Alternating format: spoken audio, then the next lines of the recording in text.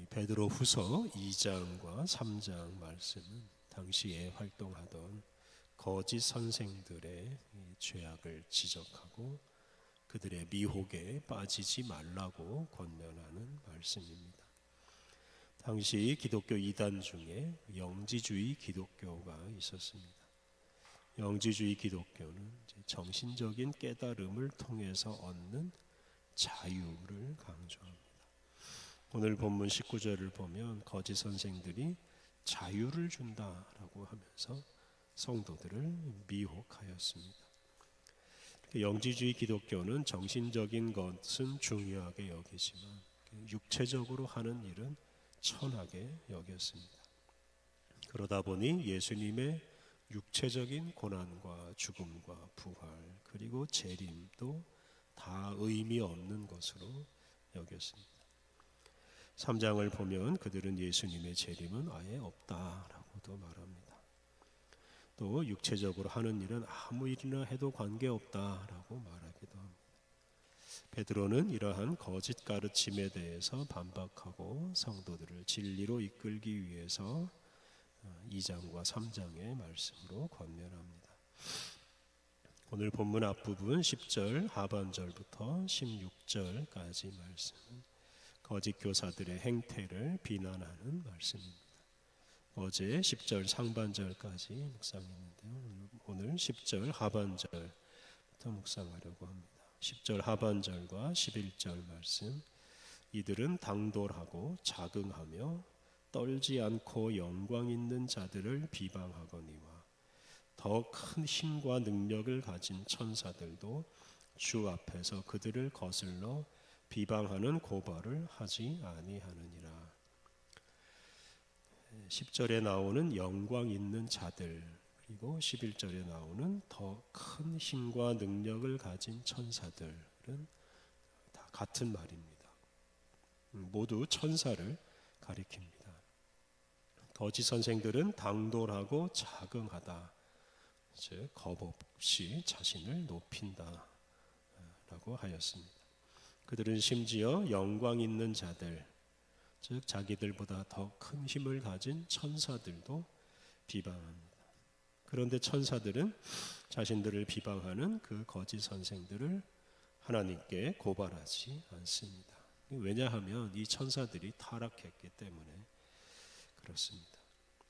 그래서 이 구절은 거짓 선생들이 그 타락한 영적인 세력들, 선사들과 결탁되어 있다라는 것을 강조하는 말씀입니다.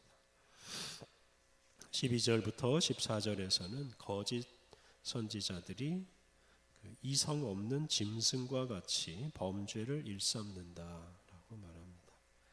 12절 그러나 이 사람들은 본래 잡혀 죽기 위하여 난 이성 없는 짐승 같아서 그 알지 못하는 것을 비방하고 그들의 멸망 가운데서 멸망을 당하며, 이 거짓 선생들은 사람에게 잡혀먹는 짐승, 가축과 같다 말합니다. 그들의 운명은 죽는 것입니다. 그들은 제대로 알지 못하면서 진리를 비방하다가 결국은 망할 것이라고 경고합니다. 13절 불의의 값으로 불의를 당하며 낮에 즐기고 노는 것을 기쁘게 여기는 자들이니 점과 흠이라. 너희와 함께 연회할 때에 그들의 속임수로 즐기고 놀며. 이 거짓 교사들은 환한 대낮에 즐기고 노는 일에 열중합니다. 그들의 삶에는 점과 흠이 가득합니다. 그들의 삶이 더럽다는 뜻입니다. 그들은 탐욕 채우는 일만 하느라고 불의를 저지르고 결국 그 불의 때문에 망할 것이라고 말합니다. 14절 음심이 가득한 눈을 가지고 범죄하기를 그치지 아니하고 굳세지 못한 영혼들을 유혹하며 탐욕에 연단된 마음을 가진 자들이니 저주의 자식이라. 거짓 선생들은 음란한 마음이 가득해서 범죄를 그치지 않고 다른 사람들까지 미혹해서 죄악에 빠뜨립니다. 그들은 탐욕에 연단된 마음을 가진 자들이라고 하였습니다. 이 탐욕으로 길들여진 마음, 탐욕이 가득한 마음, 그것 때문에 그들은 저주를 당하고 말 것이라고 하였습니다. 15절, 16절에서는 거짓 선지자 발람을 예로 듭니다. 15절, 16절 그들이 바른 길을 떠나 미혹되어 브올의 아들 발람의 길을 따르는도다. 그는 불의의 삭슬 사랑하다가 자기의 불법으로 말미암아 책망을 받되 말하지 못하는 나귀가 사람의 소리로 말하여 이 선지자의 미친 행동을 저지하였느니라. 민수기 22장 27절부터 30절을 보면 발람의 나귀가 그 주인 발람 선지자에게 소리를 치면서 책망하는 이야기가 나옵니다. 근데 오늘 본문에서는 이 민수기 내용과 조금 다른 말씀을 합니다. 그것은 이제 유대인들에게 전해지는 다른 이야기가 있었기 때문입니다.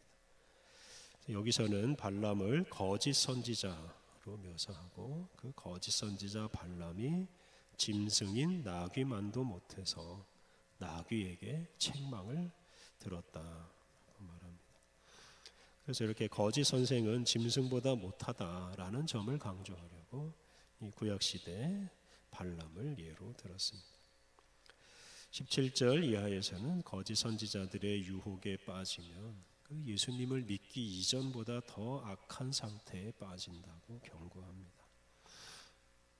17절, 18절 이 사람들은 물 없는 샘이요 광풍에 밀려가는 안개니 그들을 위하여 캄캄한 어둠이 예비되어 있나니 그들이 허탄한 자랑의 말을 토하며 그릇되게 행하는 사람들에게서 겨우 피한 자들을 음란으로서 육체의 정욕 중에서 유혹하는도다.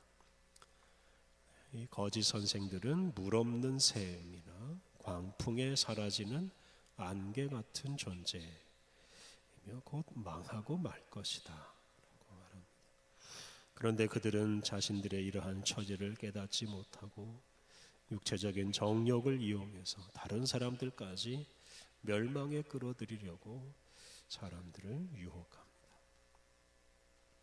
19절 그들에게 자유를 준다 하여도 자신들은 멸망의 종들이니 누구든지 진 자는 이긴 자의 종이 됨이라. 새한글 성경 이들은 자유를 그들에게 약속해 줍니다. 하지만 자기들 자신은 타락한 노예가 되어 있습니다. 누군가에게 진 사람은 그 이긴 사람에게 노예가 된 것이니까요. 앞서 말씀드린 대로 이 영지주의 기독교에 빠진 사람들은 자유를 강조합니다. 자신들은 자유로운 존재이고 또 다른 사람들도 자유롭게 해줄 수 있다라고 강조합니다. 그런데 실상 그들은 자유인이 아니고 멸망의 종이다. 그들은 육체의 정욕을 이기지 못한 사람들이고 그 육체의 정욕에 얽매여서 육체의 정욕의 노예로 살고 있을 뿐입니다. 20절 만일 그들이 우리 주 되신 구주 예수 그리스도를 알므로 세상의 더러움을 피한 후에 다시 그 중에 얽매이고 지면 그 나중 형편이 처음보다 더 심하리니. 여기서 나중 형편이 처음보다 더 심할 것이다 라는 구절에서 처음은 예수님을 믿기 이전 상황을 가리킵니다. 나중 형편은 예수님을 믿은 이후입니다. 그래서 예수님을 믿고 난 후에 예수님을 믿음으로써 세상의 더러운 것으로부터 벗어났다가 그 후에 이제 이단의 유혹에 빠져서 다시 세상의 더러움 속으로 들어가 버리면 예수님을 믿기 이전보다 더 심한 더러움에 빠지고 만다라고 말씀하십니다. 21절 의의 도를 안 후에 받은 거룩한 명령을 저버린 것보다 알지 못하는 것이 도리어 그들에게 나으니라.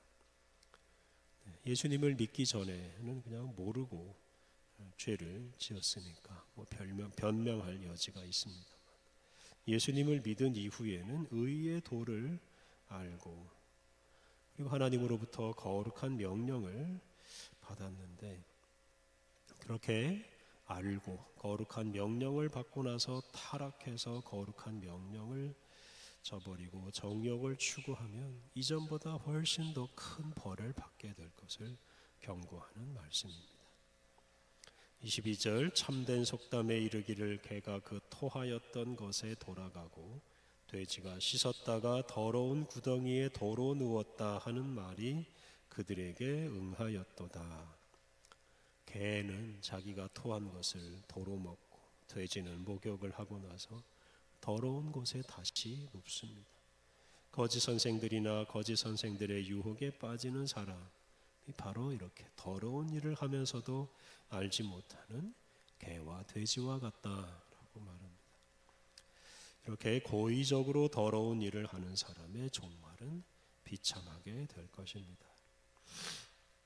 오늘날 여러 이단이 겉으로는 그럴듯한 주장을 하지만 속으로는 실제로는 사람들을 노예로 만드는 일을 합니다. 이단은 이런저런 교리를 강조하면서 그것으로 자유를 줄 것처럼 말하지만 실제로는 사람들을 노예로 삼아서 그 집단의 이익 또는 개인의 이 욕심을 채우려고 할 뿐입니다.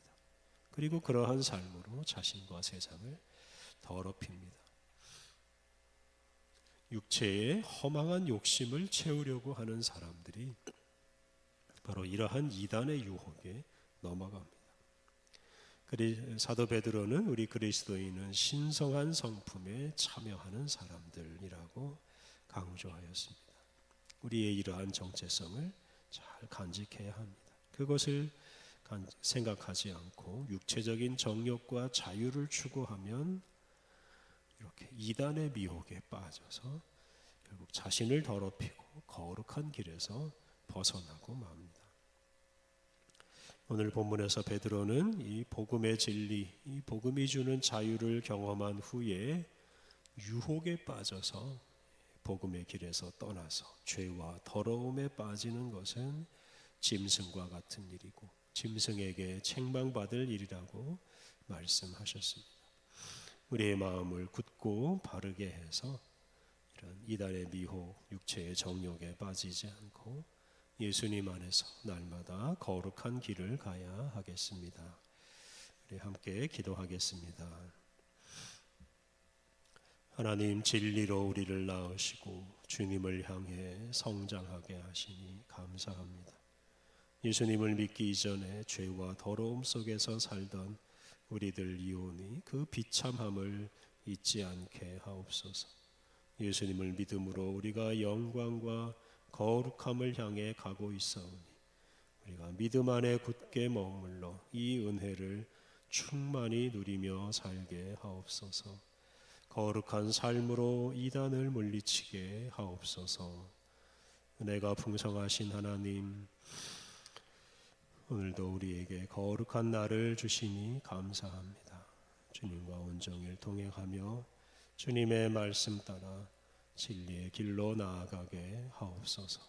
오늘도 우리와 동행하시는 주님에게 매 순간 귀 기울이며 주님의 뜻에 온전히 순종하여 주님의 영광을 드러내게 하옵소서.